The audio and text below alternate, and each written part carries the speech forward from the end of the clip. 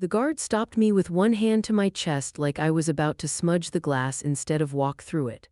"Service entrance is around the back," he said, already turning his body to block me, eyes flicking down to my plain dress and worn flats like they explained everything about me.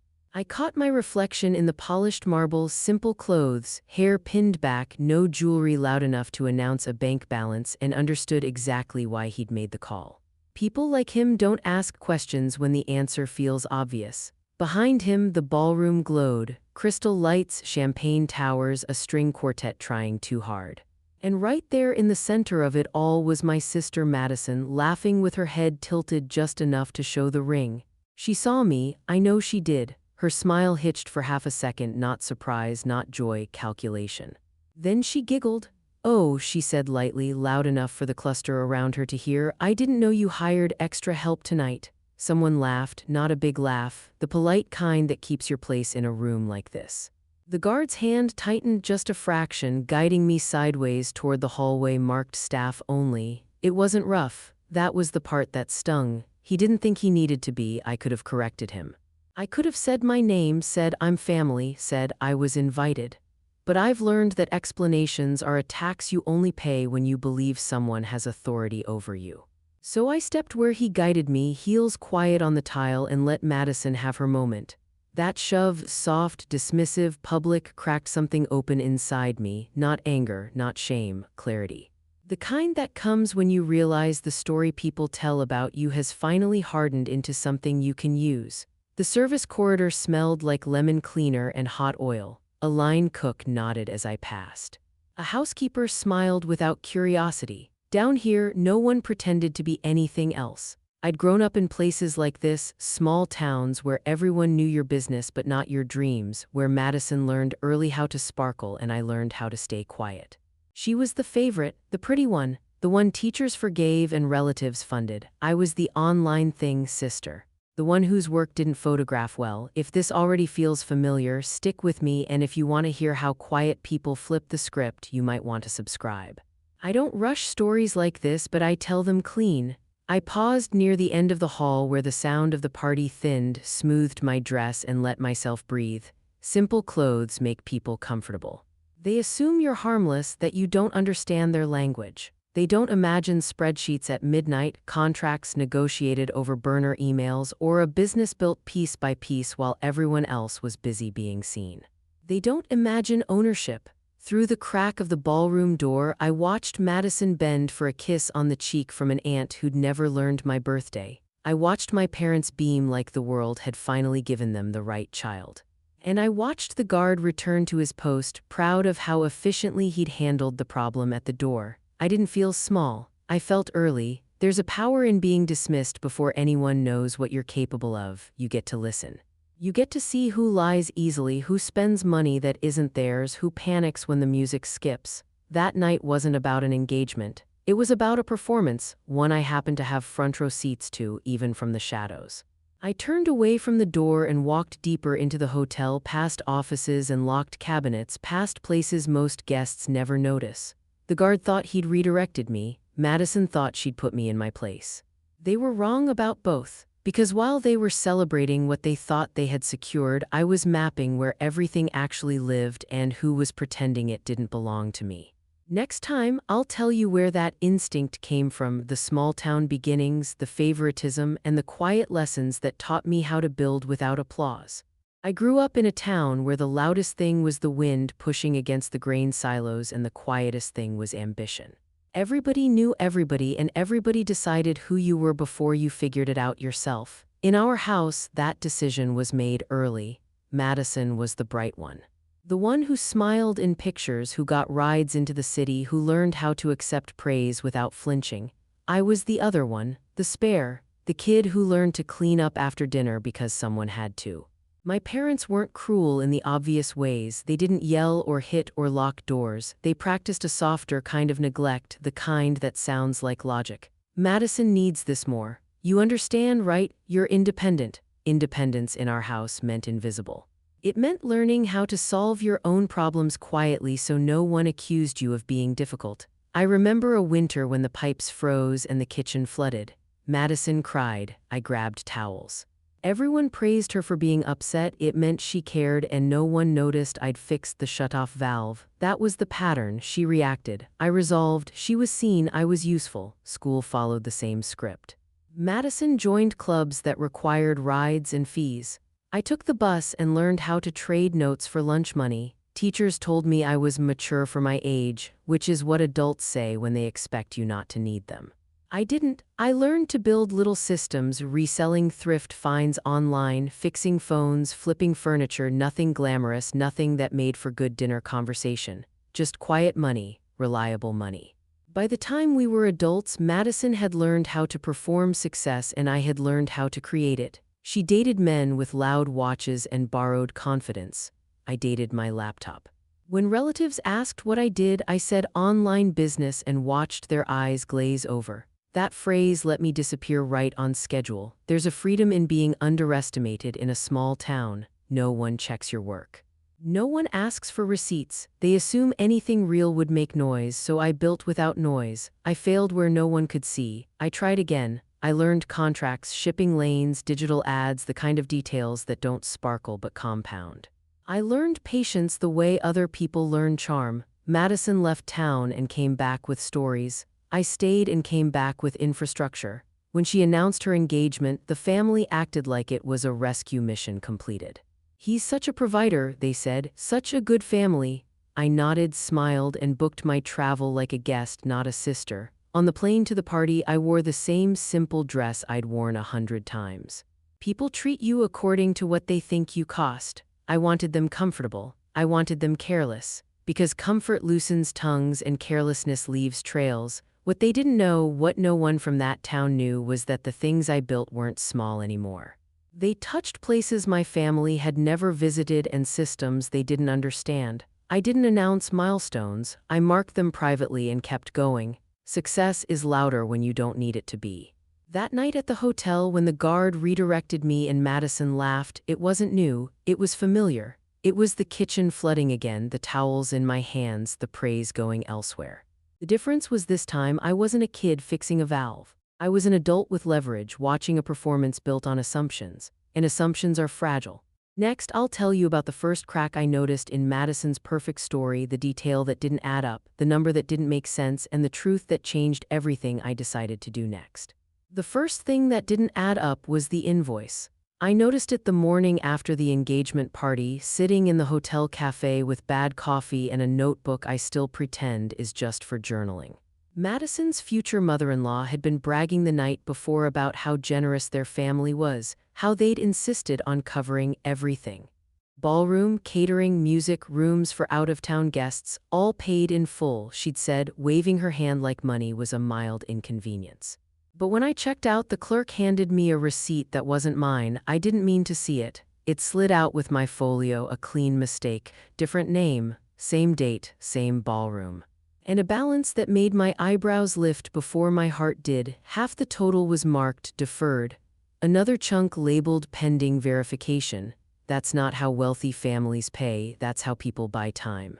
I folded the paper and handed it back without comment. The clerk apologized, flushed. I smiled like it didn't matter. Inside, something clicked into place with the clean sound of a lock opening. Back home, I did what I always do when something feels off. I pulled threads. Quietly, Madison's fiancé, charming, careful, always dressed one notch above his means, had a business that existed mostly in conversation. A consulting firm with a vague website, stock photos, testimonials that sounded like they were written by the same hand. I'd seen that before, 100 times. People who sell certainty without specifics are usually renting both. I checked public records, then vendors, then a shipping manifest that crossed my screen through a partner who owed me a favor. The numbers danced. Money moved in loops, never landing where it was supposed to. It wasn't illegal in the way people expect, no flashing red lights, no sirens, just dishonest enough to collapse if anyone leaned on it. And Madison was leaning hard. What hurt wasn't that she didn't know, it was that she did. I remembered the way she'd laughed when the guard redirected me, the ease of it.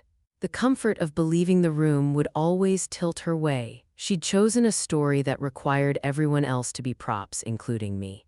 And now she was tying herself to people who treated truth the same way they treated invoices, flexible. I didn't confront her. Confrontation gives people a chance to rehearse. Instead, I listened. Family group chats are gold mines when people assume you're not paying attention. Little slips appeared. Once the transfer clears, after the next round, it's just temporary. Temporary is the word people use when they're scared to say unsustainable. I started attending from the edges, engagement lunches, planning calls. I asked helpful questions in a tone that sounded naive. I offered resources. I watched who deflected and who over-explained. Lies hate light, but they panic under calm curiosity. One afternoon, Madison called me, voice tight. She wanted a favor, something about a platform I used, a connection I had. "You're good with that online stuff," she said like it was a compliment. I told her I'd look into it. I didn't say yes, I didn't say no, I let the silence do its work. That night I lined up facts like dominoes, the hotel, the vendors, the deferred payments, the borrowed reputation. It wasn't one big secret, it was a stack of small ones leaning on each other for balance. All it would take was a gentle nudge in the right place. I slept well, that surprised me. Because for the first time, the imbalance I'd lived with my whole life had a shape, not revenge yet clarity, the kind that turns patience into precision. Next, I'll tell you about the moment I realized how far they were willing to go, the line they crossed that made this personal and made me decide I wouldn't just walk away quietly. The line they crossed wasn't dramatic, it didn't come with shouting or threats, it came disguised as a favor. Madison asked me to meet her for coffee, the kind of place that charges extra for oat milk and calls it intentional. She arrived late, eyes flicking around like the room might overhear her. We made small talk, weather, wedding colors, the way people do when they're about to ask for something they already know they shouldn't. "I need you to help us move some money," she said finally, lowering her voice. "Just temporarily." I waited. Silence makes people feel it. "It's not like what you're thinking," she added quickly. "It's just timing. If it sits in the right account for a few days, everything looks cleaner. You're good at that stuff." There it was, not a request for advice, not a question, an assumption, that because I worked online, because my success didn't wear a suit, I'd be willing to blur lines for her. For them, I took a sip of coffee and tasted how bitter it was. "And whose account?" I asked. She smiled like I'd missed the point. "Yours, just for a bit." I looked at my sister, really looked, the practiced confidence. The expectation that things would bend. She wasn't scared for herself, she was scared of appearances, of the room finding out the lights were rented.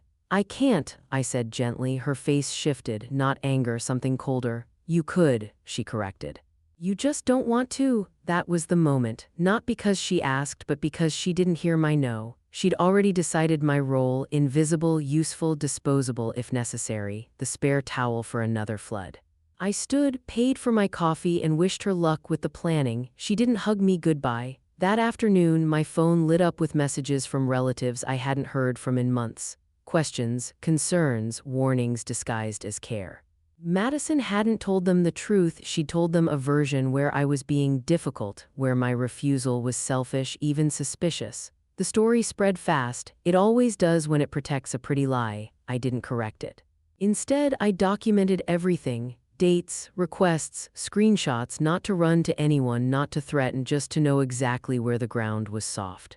What they didn't realize was that by asking me to be involved, they'd already handed me the map. Money has habits, so do liars. Once you see the pattern, you can predict the next move with unsettling accuracy. Madison's fiancé started reaching out next. Friendly, complimentary, curious, he asked about my scale, my network, the systems I used. I answered in generalities that sounded helpful but revealed nothing. He talked too much. People who are nervous always do. That's when I understood something important. They weren't just hiding weakness. They were building a future on it, and they were counting on everyone being too polite, too dazzled, or too dependent to say anything. I wasn't dazzled, I wasn't dependent, and I'd spent years being polite. The decision I made wasn't loud. It didn't feel evil in the way stories like to pretend. It felt exact. Like adjusting a mirror so someone finally has to look at themselves. I didn't want courts or headlines or moral speeches. I wanted truth placed carefully, publicly, where denial would be impossible and reputation would do the rest. I wanted the same room that laughed when I was redirected to feel the floor tilt, quietly, irrevocably. and I knew exactly where to do it. Next, I'll tell you how I started laying the groundwork, the invitations, the screens, and the plan that turned their own celebration into a stage they couldn't escape.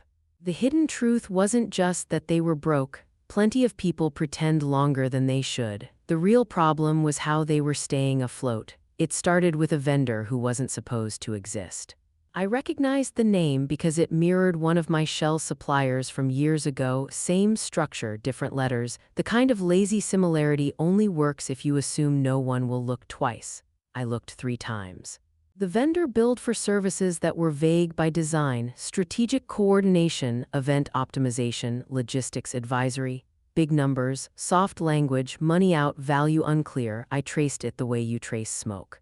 Not straight to the fire that spooks people, but around it. Who paid, when, from which account. The payments hopped like stones across water, never lingering long enough to get wet, and then they landed in a place I didn't expect. A private account tied to Madison's fiancé's cousin. Same last name, different city, no online footprint to speak of. That's when the picture sharpened. They weren't just borrowing credibility, they were manufacturing it. Cycling money through friendly accounts to create the illusion of revenue, padding statements to secure favors, discounts, access, not illegal in a courtroom sense, just dishonest enough to implode when the audience stopped clapping. And Madison knew. I found the emails, not hacked, forwarded, shared, careless. She'd been copied on threads discussing temporary placements and visibility metrics. She wasn't the mastermind, but she was the accomplice who smiled for the camera while the trick happened behind the curtain. She'd chosen appearance over integrity and assumed the bill would never come due. I didn't feel betrayed the way people expect. I felt confirmed. There's a relief in discovering the truth when your instincts have been whispering it for years. It means you're not cruel for noticing, you're just observant. I began to understand why the engagement party mattered so much. Why the hotel, why the guest list, why the insistence on spectacle. They needed witnesses, social proof. A room full of people willing to say later they looked successful, they were celebrated. It must have been real. Reputation is a loan you take out against future scrutiny. I scheduled a meeting with the hotel's events team under a different name. Calm, professional. I asked about their AV capabilities, their streaming options, their flexibility for presentations during private events.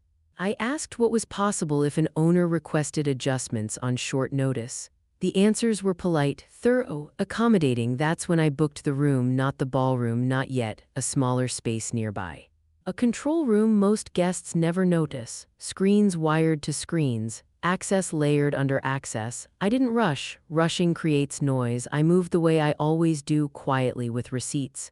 Madison texted me photos of dresses. Asked for opinions, told me how stressed she was. I replied with encouragement and emojis, the digital equivalent of a nod. Let her believe I was back in my place. Let her relax. Because the cruelest part of underestimation is how comfortable it makes people. By the end of the week, I had everything mapped. Who needed what, who was lying to whom, and which truths would sting the most if placed in the wrong order. I didn't plan to yell, I didn't plan to accuse, I planned to show. If you're still with me, this is where the shift happens, and if you want to see how patience turns into leverage, stay close. This part matters. They thought the wedding would secure their future. They thought the party would lock the story in place. What they didn't realize was that the same screens meant to celebrate them could just as easily reflect them. Next, I'll walk you through the plan, not the messy parts, but the elegant ones, the timing, the silence, and the moment I decided exactly how public the truth needed to be. The deeper I looked, the uglier it got, not louder, not messier, just colder. The money loop wasn't the worst part, it was the sabotage. I realized it when a small vendor I worked with called me in a panic. Her shipment had been flagged at the last minute. Same city as Madison's fiancé, same week as the engagement party, same excuse, compliance concerns that didn't quite exist. She'd lost a contract overnight and couldn't figure out why. I could. Someone was feeding selective information to vendors and partners, not lies exactly, just well-timed doubts to thin out competition and funnel work toward friendly accounts. It was subtle, plausible, the kind of thing you do when you want to look clean while someone else bleeds quietly. And the trail pointed back to the same small circle of names I'd already mapped. They weren't just pretending to be successful. They were actively kneecapping others to stay ahead. That's when my patience hardened into something sharper, because this wasn't about embarrassment anymore. This was about people who believed they were untouchable because their hands never looked dirty. They let others take the fall, they smiled through it, they called it strategy. I thought about Madison, about the way she'd framed her request for my account like it was nothing, like I was the disposable piece. She knew exactly what kind of machine she was marrying into. She decided the benefits outweighed the cost as long as the cost was paid by someone else. I didn't warn her. Warnings are mercy, and mercy gives people time to adjust. Instead, I prepared the truth the way they prepared their image, carefully staged, impossible to interrupt, and devastating in its calm. I organized files into narratives anyone could understand. Timelines, side-by-side comparisons. Screenshots that didn't accuse but answered. I practiced restraint like a discipline. The goal wasn't to overwhelm, it was to make denial feel childish. I tested the tech twice, then a third time. I made sure every screen spoke to every other screen. I arranged backups behind backups. If someone pulled a plug, another light would come on. I didn't trust bravado, I trusted redundancy. A week before the rehearsal dinner, Madison called me crying, real tears this time. She said people were being weird. Money was tight, stress was high. She asked if I could help smooth things over with a contact of mine. Her voice softened on my name the way it used to when she wanted me to do her chores as kids. I told her I believed in her. It wasn't a lie. I believed she was capable of choosing differently. She just hadn't. By the time the wedding weekend arrived, everything was set, not rushed, not reactive, just waiting, the kind of waiting that feels peaceful because the outcome is already decided. I packed the same simple clothes. I booked the same kind of room. I arrived early. When I walked past the ballroom this time, no one stopped me. Familiarity does that. They'd already placed me where they wanted me, harmless, background accounted for. They were relaxed. Careless again. That's the thing about people who build on deception. They assume everyone else is playing the same game. They don't imagine someone might be playing a longer one. I stood in the control room alone and looked at the screens, blank, obedient, ready. Somewhere down the hall, Madison was laughing. Somewhere nearby, deals were being whispered. And everywhere, reputations sat like glass sculptures, beautiful and fragile, waiting for a vibration they couldn't survive. Next, I'll tell you how the plan moved from preparation to motion, the timing, the patience, and the exact moment I decided it was time to let the room see what I saw. The plan didn't begin with a speech. It began with silence. I arrived early, earlier than anyone who mattered thought necessary. The hotel hums differently before a crowd shows up, softer, obedient, like a stage before the curtains move. I wore the same simple dress again, same flats, same pinned hair, familiar enough to be ignored. That was the point. People only question changes, they never question consistency. In the control room, the screens waited like blank faces. I didn't rush. Rushing is for people who want applause. I checked each feed once, then again, then a third time. Ballroom cameras, lobby loops, presentation inputs. The screens were scheduled to show a montage later, smiling couple, soft music, scripted gratitude. I didn't remove anything. I slid my material in between their moments where it would feel accidental, organic. I wanted confusion first, understanding second. There's a window between those two feelings where truth lands hardest. Down the hall, staff rehearsed tray routes. Vendors argued quietly about seating. Madison's fiancé paced with his phone pressed to his ear, smiling too wide at nothing. He looked like someone counting seconds he didn't own. Madison floated, radiant, practiced, her laugh landing exactly where she aimed it. When she passed me, she squeezed my arm. "I'm glad you came," she said, like this was a kindness she'd decided to extend. "So am I," said. And I meant it. I waited. The room filled, glasses clinked, music swelled. People settled into their certainty, the assumption that they were watching a celebration, not a reveal. I stood near the back, close enough to be seen and far enough to be dismissed. That's where I've always done my best work. The first slide appeared exactly on schedule, photos, applause, cheers. The second followed. Then, gently, the third shifted. Not dramatically, just different. A clean chart, simple labels, dates, totals, no accusations, just numbers behaving honestly. People leaned forward. The fiancé frowned, the smile sticking like it was glued on wrong. Madison tilted her head, confused. Someone laughed uncertainly, like this was a joke they didn't get yet. I let it breathe. I let the room catch up. Then came the comparisons: promised versus paid, claimed versus deferred. Names repeated in patterns that didn't feel celebratory anymore. The room quieted in layers, like a sound system being dialed down. No one spoke because no one wanted to be the first to admit they understood. I didn't watch the screens, I watched faces. The aunt who'd bragged about generosity stiffened. The vendor who'd been shorted stared at the floor. The cousin with the borrowed confidence checked his phone like it might rescue him. Madison looked at her fiancé. He didn't look back. Right before the final sequence, the one that tied the loop closed without ever raising its voice, I thought of you, sitting somewhere listening to this, and how moments like this only work because people stay quiet for so long. If this kind of slow-burn truth hits home, you know what to do: subscribe and stay. The ending is always cleaner when you don't miss the middle. The last screen showed emails, not private ones, business threads, cease visible. Madison's name there, small but undeniable. The lie didn't explode, it collapsed. There's a difference. Explosions scatter blame, collapses reveal structure. I stepped forward then, not to speak, just to stand where everyone could finally place me in the story. The guard from weeks ago met my eyes from the doorway, recognition flickering, too late to matter. I didn't smile, I didn't gloat. I let the room do what rooms do when truth rearranges them: whisper, recalculate, retreat. The music never came back on. Next, I'll tell you what it felt like when the celebration fully unraveled: the looks, the exits, and the moment Madison finally understood who I was and what she'd mistaken for weakness. The room didn't erupt, it emptied. That was the part no one plans for when their story collapses: not shouting, not chaos, just the slow, humiliating shuffle of people deciding they don't want to be seen standing too close. Chairs scraped, glasses were set down half full, conversations broke into pieces and never reassembled. Madison finally turned to me, not with anger, not even with betrayal, with confusion. Like she was staring at a word she'd used her whole life and just realized she'd never known what it meant. "What did you do?" she asked, her voice thin, careful, like volume alone might make this manageable.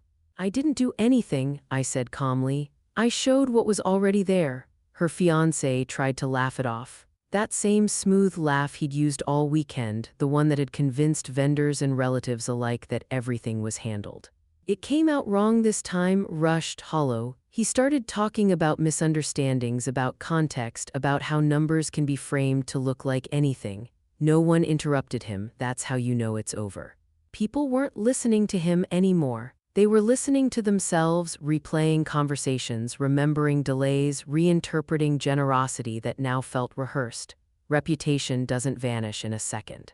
It erodes quietly as each person revises their own memory. Madison's mother sat down hard, as if gravity had changed. Her father stared straight ahead, jaw locked, the look of a man realizing the story he'd defended wasn't just flawed, it was embarrassing. The aunt who loved to brag slipped out first. The cousin followed. The exits became contagious. I didn't chase anyone, I didn't explain. Explanations are a courtesy for people who didn't already know. Madison took a step closer to me, eyes glassy. "You could have warned me." "I did," I said gently. "You just didn't hear it." That landed harder than anything on the screens, because she knew it was true. She looked around the room, at the emptying tables, the frozen staff, the man beside her suddenly very interested in his phone, and something in her posture finally gave way. Not guilt, loss of control, the kind that comes when the audience leaves before the final act. Security hovered near the doors, uncertain. No one told them to remove me. No one told them to remove anyone. Authority evaporates fast when no one wants to claim it. I walked past the service entrance on my way out, slow enough for the guard to see me clearly this time. He nodded, unsure. I nodded back, no correction, no triumph. Just acknowledgement. Cruelty doesn't always look like yelling or punishment. Sometimes it looks like leaving people alone with the truth they built and watching them realize there's nowhere to set it down. Behind me, the lights dimmed automatically, timed for a celebration that no longer existed. Outside, the air felt clean, quiet. I stood there for a moment, listening to the muffled sounds of doors closing, conversations ending mid-sentence. The night didn't care who'd won or lost, it just kept going. Madison didn't follow me. She stayed inside, surrounded by what was left, which was exactly where she'd put me my whole life. Next, I'll tell you what came after the fallout, the messages, the silence, and the moment my family finally understood the difference between being quiet and being powerless. The aftermath didn't arrive all at once. It came in waves of silence. My phone stayed quiet the entire drive home, which told me more than any message could have. People don't rush to talk when they're busy rewriting the version of themselves they shared with others. By morning, the quiet broke not with apologies but with distance. Group chats went inactive. Invitations disappeared. The family that once treated Madison like proof of success suddenly remembered how busy they were. That's when my parents called. They didn't start with questions. They started with my name, said carefully like it might crack if handled wrong. My mother asked if I was okay. My father said he didn't understand how things had gotten so far without him noticing. I listened. I didn't correct them. Realization sounds different when it's sincere, slower, heavier, less defensive. We didn't know, my mother said finally. I know, I replied, and I meant it. Knowing requires looking, and they hadn't looked in years. Madison didn't call, not that day, not the next. I imagined her surrounded by half-packed boxes of plans that no longer made sense, sitting with the version of herself she'd protected for so long. I didn't feel victorious. I felt finished. That was the justice of it. No sirens. No speeches, no punishment delivered by strangers, just consequences unfolding exactly where they were planted.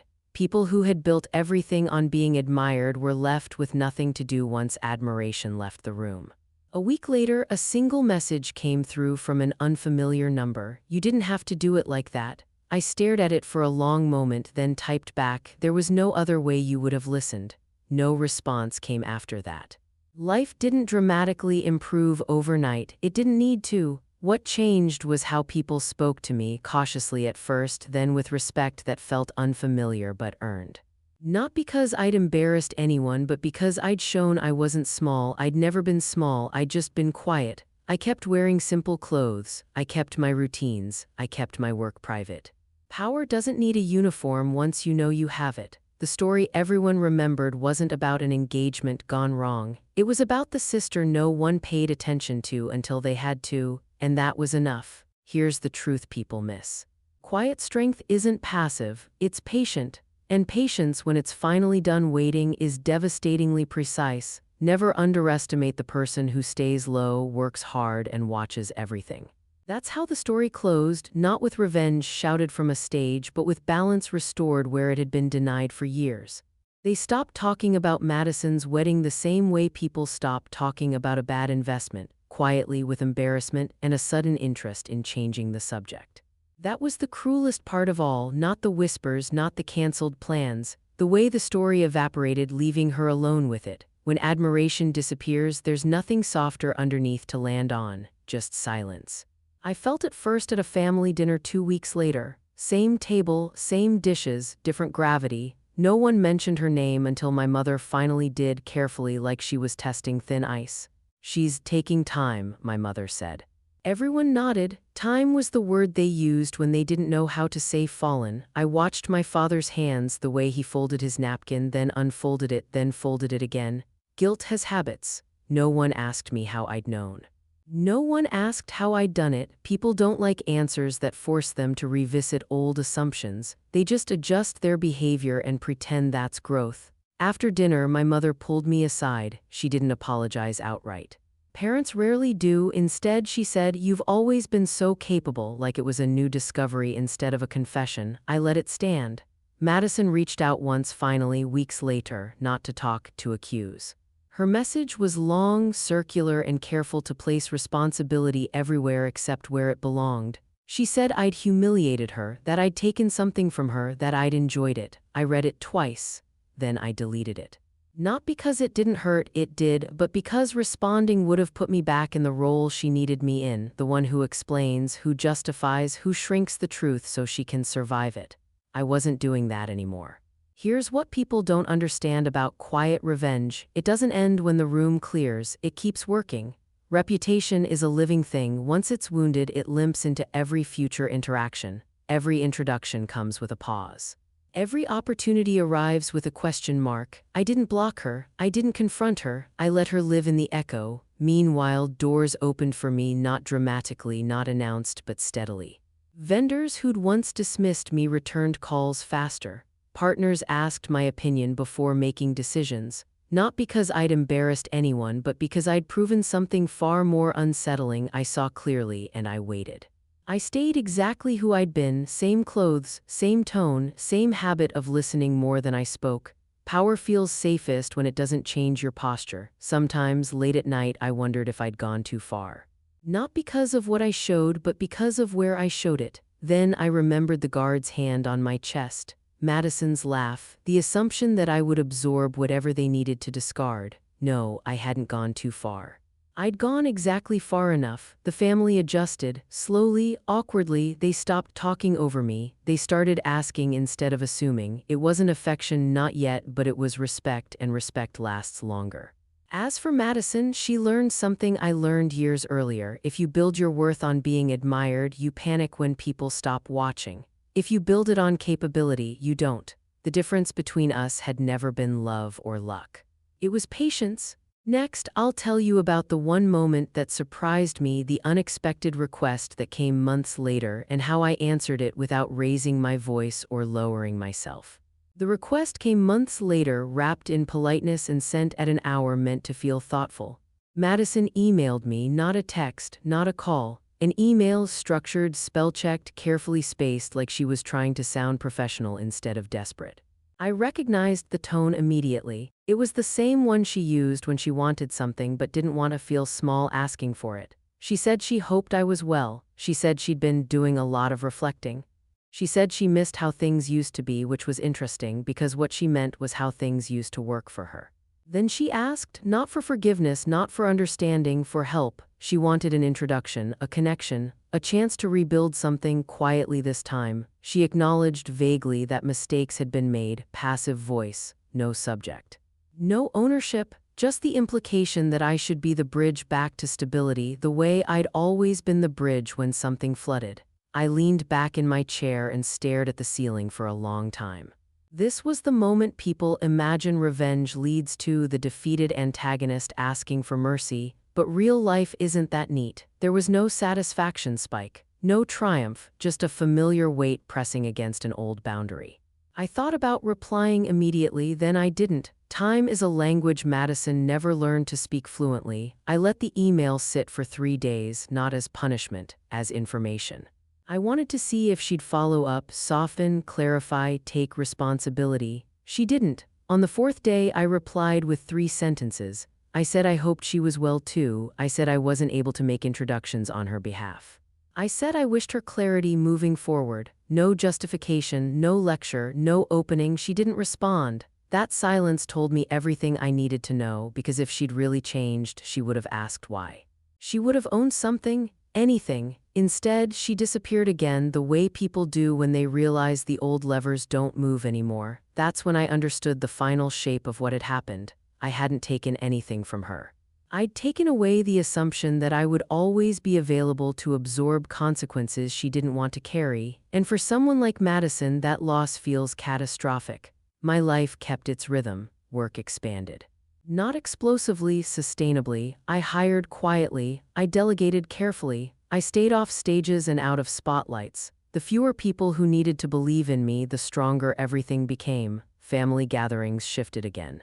Madison was mentioned less, not out of cruelty, out of discomfort. When someone's fall reminds you of your own blind spots, you avoid the topic. One afternoon, my father said something that stuck with me.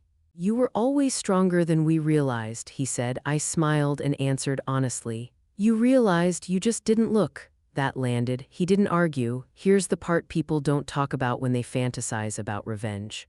The real power move isn't humiliating someone, it's refusing to return to the position that made their behavior possible in the first place. I didn't need Madison to apologize. I didn't need closure from her. I needed distance, clean, firm, irreversible, and I had it. Next, I'll tell you about the final shift, the moment I understood this story wasn't about my sister at all, but about the version of myself I finally stopped negotiating with. The realization didn't come during a dramatic moment. It came while I was folding laundry on a quiet Sunday afternoon, sunlight catching dust in the air like it always had. No audience, no tension, just space. That's when it hit me. This story had stopped being about Madison a long time ago. For most of my life, I'd negotiated with a smaller version of myself, the one who stayed agreeable. The one who softened her edges so other people wouldn't feel threatened. The one who believed being needed was the same thing as being valued. I told myself that was maturity, that was kindness. It wasn't. It was a habit formed in a house where love felt conditional and attention had to be earned without making noise. After the wedding fallout, something shifted internally. Not confidence, I'd always had that in private. Authority. The kind that doesn't ask permission from old patterns. I noticed it in small ways. I stopped over-explaining in meetings. I declined opportunities that didn't respect my time without offering an excuse. I corrected people when they misunderstood my role calmly once and moved on. The world responded differently when I did that, not warmer, clearer. Madison existed on the edges of my thoughts now, not the center. I didn't check her social media, I didn't ask for updates. I didn't imagine future conversations where she'd finally understand me. That fantasy died quietly and I didn't miss it. One evening, my mother called and asked if I thought reconciliation was possible. With time, she said, families heal. I considered that, then I answered carefully. Families change, I said. Healing depends on who's willing to do the work. She didn't push. That told me she understood more than she used to. The cruelest revenge I'd taken wasn't public exposure or silence or refusal. It was refusing to return to the role that made everything else possible. Once I stepped out of it, the entire system had to recalibrate.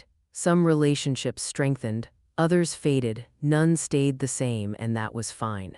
I started mentoring quietly people who reminded me of myself, overlooked and capable. I didn't save anyone. I just showed them where the doors were and let them choose whether to walk through. Power multiplies when it's shared intentionally. Sometimes I thought back to the service entrance, the guard's hand, the assumption. I realized something then that made me laugh softly alone in my kitchen. If he hadn't stopped me, none of this would have happened the way it did. Disrespect has a way of accelerating clarity. I didn't hate my sister. I didn't wish her harm.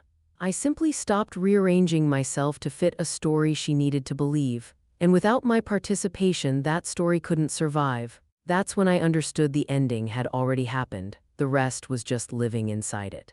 Next, I'll tell you how the last loose end tied itself, not with drama, but with a choice that surprised even me. The loose end came back to me in the most ordinary way possible through a calendar invite. It was from the hotel. Not a generic newsletter or a promotion, a direct request. They wanted a meeting, in person. Subject line, ownership review and apology. I stared at it for a moment before accepting. Walking into that building again felt different. Same marble floors, same polished glass, but this time no one blocked my path, no one redirected me. The front desk greeted me by name, not loudly, not performatively, correctly. They led me into a quiet conference room overlooking the lobby, the same lobby where people had laughed, toasted, and slowly realized they'd backed the wrong story. Two executives sat waiting, polite, measured. Careful in the way people are when they've already checked the facts. One of them cleared his throat. "We owe you an apology." I let the silence stretch just enough to matter. They explained how the incident had been reviewed, how assumptions had been made, how procedures were being retrained. The language was corporate, but the meaning was simple. They'd underestimated the wrong person and it had cost them trust they couldn't afford to lose. Then they asked me something I hadn't expected. They wanted me more involved, not as a guest, not as an investor they paraded around, as someone whose judgment they'd learned to respect quietly behind the scenes. Advisory. Strategic, optional, on my terms. Months earlier, a request like that might have felt like victory, proof, vindication. Now it felt like information. I didn't say yes immediately. I asked questions instead, about culture, about accountability, about what changes had already happened, not what they planned to announce. I watched how they answered when there was nothing to gain by impressing me. When I left, no agreement was signed, no handshake lingered. Just clarity. Outside, I sat in my car for a while before starting the engine. I thought about how close I'd come years ago to believing the lie that access equals worth, that being invited meant being valued. It doesn't. Respect does. Madison crossed my mind briefly, not with anger, with distance. The way you think about a road you don't take anymore. She'd always wanted rooms like this, power-adjacent, visible, applauded. I'd ended up here without chasing any of it, simply by refusing to disappear when it mattered. I declined the offer 2 days later, not because it wasn't good, because it wasn't aligned. That choice surprised me more than anything else in this story. I didn't need to be in the building to own what happened there. I didn't need proximity to validate my position. That was the final break from the old version of me, the one who measured progress by who finally noticed. Some wins don't look like wins from the outside. They look like walking away without explaining yourself and sleeping well anyway. Next, I'll tell you what happened when Madison finally showed up in person, unannounced, unprepared, and forced to face a conversation she couldn't control. Madison showed up without warning, no text, no email. No polite buffer of intention, just a knock on my door on a Tuesday evening when the sky was already dark and the day had finished asking things of me. I knew it was her before I opened it. There's a rhythm to guilt when it's finally out of options. She looked smaller than I remembered, not physically, posture. The confidence she used to wear like perfume had evaporated, leaving something sharper underneath. She wasn't dressed poorly. Just carefully, like someone trying not to draw attention while also needing to be seen. "I need to talk to you," she said. I stepped aside and let her in. No hug, no apology. She walked through my space like she was mapping it, noticing details she'd never cared about before, the order, the calm, the lack of performance. People who live in noise always notice quiet last. She didn't sit until I did. That used to be the other way around. "I didn't know you were like this," she said finally, gesturing vaguely, not accusing, assessing. "I've always been like this," I replied. "You just never needed to notice." That landed harder than anything I could have raised my voice to say. She launched into explanations, not lies, not truths, stories, how things got complicated, how she felt trapped. How she thought she could manage it if she just kept everything looking right. She said she'd never meant to hurt anyone. She said my timing had ruined her life. I listened without interrupting. When she finished, the room felt cleaner, like dust settling after a long drive. "You didn't ruin anything," I said. "You revealed it." Her eyes flashed. "You enjoyed it." "No," I said calmly. "I finished it." She stood up then, paced once, then stopped. "You always do this," she said. "You act like you're above it." "I'm not above it," I said. "I'm outside it." That's when she finally said the thing she'd been circling all night. "You could have helped me." I looked at her, really looked. The entitlement hadn't vanished, it had just changed clothes. "I helped you my entire life," I said. "You just never counted it because it didn't come with applause." Silence pressed in. This time, she didn't rush to fill it. "I don't know how to fix this," she said quietly. I believed her. "You don't fix it with me," I replied. "You fix it by telling the truth where it costs you something." She nodded, but I could see she wasn't ready. Readiness isn't something you borrow. You earn it by standing in discomfort without asking someone else to absorb it for you. She moved toward the door, then hesitated. "Are we done?" I considered the question carefully. "We're different now," I said. "What happens next depends on what you do with that." She left without another word. I locked the door and leaned against it for a moment, not because I was shaken, but because I wasn't. The conversation I'd imagined for years had finally happened, and it hadn't needed fireworks or cruelty or victory speeches. Just boundaries. That night I slept deeply, the kind of sleep that comes when there's nothing left to defend. Next, I'll tell you what changed after that visit, the unexpected shift in power, the ripple it caused, and how walking away finally became the most decisive move of all. Power doesn't always announce itself when it shifts. Sometimes it just changes hands quietly and keeps moving. After Madison left, the ripple didn't start with her, it started with everyone else. Friends who'd orbit her life for proximity began to drift. Not dramatically, no confrontations, no declarations, just delayed replies, missed calls, people recalibrating where safety and advantage now lived. Social gravity is ruthless that way. It follows certainty, not loyalty. I noticed it first when a mutual acquaintance reached out to me for advice, not about Madison, about business, about judgment, about whether an opportunity was solid or just looked good from a distance. The question wasn't flattering, it was telling. The axis had moved.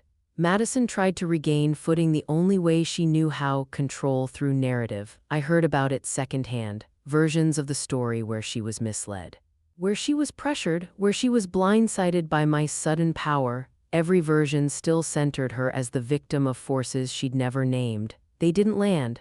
People had seen the screens, they'd felt the silence. Once trust cracks publicly, private explanations sound like excuses. No one argued with her, they just disengaged, which is worse. My parents adjusted slowly. They didn't choose sides, they chose comfort. But comfort for the first time didn't mean Madison by default. It meant neutrality. It meant asking me questions without preloading the answer. It meant pausing before making assumptions. That pause mattered. I felt lighter, not because I'd won something, but because I was no longer bracing for impact. For years, part of me had stayed alert, anticipating the next dismissal, the next quiet redirection to the service entrance of my own family. That vigilance shut off like a switch. Work thrived in that space. I took fewer calls, I charged more, I stopped chasing alignment and waited for it to arrive. When you stop proving yourself, people start qualifying themselves to you. That's a power shift no one teaches you, but everyone recognizes when it happens. Madison didn't reach out again. I think she expected me to soften after our conversation, to offer a path back, to translate her discomfort into relief. When that didn't happen, she went still. People mistake stillness for strength. It isn't. It's often shock. One evening, I ran into the guard from the hotel, not at the hotel, but at a grocery store across town. He recognized me instantly, hesitated, then nodded. "Hey," he said, neutral, careful. "Hey," I replied. He didn't apologize, I didn't need him to. The power dynamic had already corrected itself, he knew it, so did I.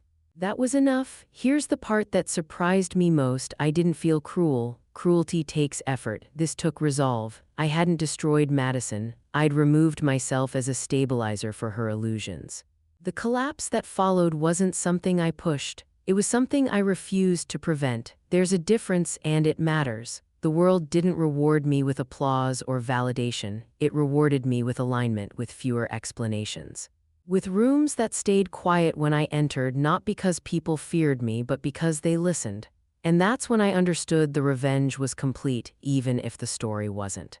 Next, I'll tell you about the final test, the moment I was offered the chance to reverse everything, to restore the old balance, and why saying no was the most decisive act of all. The offer came dressed as reconciliation, not dramatic. Not emotional, practical, clean. It arrived through my parents' first, careful phrasing, hopeful tone. Madison was willing to start fresh. She wanted to rebuild bridges, she wanted peace. She wanted the family back the way it was, minus the embarrassment, minus the consequences that made gatherings awkward. What she really wanted was equilibrium. The old balance had worked for her. She shined. I absorbed. She fell forward. I steadied. That system had fed everyone's comfort for years. They were asking me gently, reasonably, to step back into it. I listened. I always do. My mother said, "She's learned her lesson." My father said, "She's still your sister." Neither said, "She took responsibility." That omission answered the question for me. They weren't asking for forgiveness. They were asking for relief. I didn't argue. I didn't remind them of facts. I didn't relitigate the past. I told them I loved them. I told them I wished Madison well. And then I said the sentence that felt like a door closing without a slam. "I'm not going back to the way things were." Silence followed, not anger, not protest, just the quiet realization that this boundary wasn't negotiable. That was the final test. Because real power isn't proven in confrontation, it's proven when you're offered everything you once wanted and choose not to take it. When validation is available and you don't need it. When peace requires sacrifice and you refuse to be the one who pays again. Madison sent a message later that night. Short, measured. She said she hoped I'd reconsider. She said the family felt fractured. She said things didn't have to stay this way. I read it once, then I archived it. Not deleted, archived. There's a difference. Some things don't need erasing, they just don't need access anymore. Life settled into something steady after that. Predictable in the best way. My work expanded without drama, my relationships simplified. I stopped feeling like I was standing in the wings of someone else's life. Occasionally, I caught myself thinking about the service entrance, the moment that cracked everything open. Not with anger, with gratitude. If I hadn't been dismissed so casually, I might have kept negotiating my worth in rooms that never planned to recognize it. People talk about revenge like it's explosive. Like it's loud and messy and temporary. The real kind is quiet. It's when you remove yourself as a solution to problems you didn't create. It's when you let people experience the full weight of their choices without cushioning the fall. It's when you become unreachable to the version of you they preferred. That's not cruelty. That's finality. Next, I'll tell you about the last time I saw Madison, not in conflict, not in collapse, but in a moment that made everything irreversible in the calmest way possible. I saw Madison one last time by accident. It wasn't dramatic, no confrontation, no tension humming in the air. We crossed paths at a charity luncheon months later, the kind of neutral space where people behave carefully because reputations are already fragile. She was seated 2 tables away when I arrived, posture composed, smile measured, eyes scanning the room the way they always had, searching for confirmation. She noticed me at the same time I noticed her. For a brief second, the past tried to stand up between us, the childhood, the favoritism, the wedding, the screens, the fallout. Then it sat back down. Neither of us needed it anymore. She looked fine, not thriving, not broken. Adjusted, like someone who'd learned how to survive without applause but hadn't decided what came next. That's a lonely place. I recognized it because I'd passed through it years earlier. She hesitated, then stood and walked over. "I didn't expect to see you here," she said. "I didn't expect to be," I replied. There was no edge in my voice. That surprised her. It surprised me too. She asked how I was doing. I answered honestly. She nodded like she was filing that information somewhere she might need later. Old habits die slow. "I heard things are going well for you," she said. "They're steady," I corrected gently. She smiled at that, but it didn't reach her eyes. Then she said something that finally told me where she was. "I don't think I ever really knew you." I considered correcting her. Instead, I let it stand.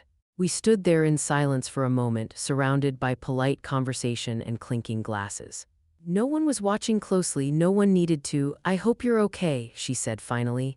"I am," I replied, and I was. She nodded once and returned to her table. No hug, no resolution, no promise to talk again. Just an ending that didn't ask for permission. As I took my seat, I realized something quietly monumental. I didn't feel unfinished. There was no urge to say more, to explain myself, to make sure she understood. Understanding wasn't required anymore. Distance had done its job better than words ever could. That was the last time Madison and I shared a room, not because of anger, because our lives no longer intersected in any meaningful way. She moved in circles that needed attention. I moved in systems that needed stability. We were no longer useful to each other, and that truth didn't hurt the way it once would have. When the luncheon ended, I left early, not to avoid her, but because I'd gotten what I came for, confirmation. The story was done. Next, I'll tell you how it truly ends, not with her, not with my family, but with the moment I fully stepped into ownership of my life and never looked back. The ending didn't arrive with applause or relief. It arrived with ownership. Not the kind you announce, the kind you live inside. Months after everything settled, I stood in a space that belonged to me, not just on paper, but in practice. Quiet, orderly, no audience waiting to be impressed. I reviewed decisions, approved plans, declined others without guilt. There was no voice in my head asking how it would look to anyone else. That voice had finally gone silent. That was the real ending. I thought back to the service entrance, the guard's hand, the assumption, the redirection. For years, I'd believed moments like that were humiliations you survived and buried. I was wrong. They're invitations. They ask you a single question. Will you keep proving, or will you start choosing? I chose. I chose not to correct people who underestimated me. I chose not to chase recognition from rooms that needed me small. I chose not to rescue people who mistook access for entitlement. And in doing that, I became untouchable in a way no spotlight ever offers. Madison became a chapter, not a wound. My family became quieter, more careful, more honest in their limits. The world adjusted around the version of me that no longer asked permission to exist fully. Here's the truth no one tells you about revenge. The most devastating kind doesn't raise its voice. It doesn't seek witnesses. It doesn't ask to be validated. It simply removes you from the equation that once depended on your silence. I didn't destroy anyone. I didn't need to. I stepped out of the role that made their behavior sustainable. And without that role, everything they built on it collapsed under its own weight. That's not cruelty. That's consequence. So if there's one thing I'll leave you with, it's this. Never underestimate the person who stays low, listens carefully, and works without applause. When they stop shrinking to fit your comfort, there's nothing left for them to prove and nothing you can take from them. The guard thought he was redirecting me that night. He was wrong. He was watching me walk toward the only entrance that ever mattered.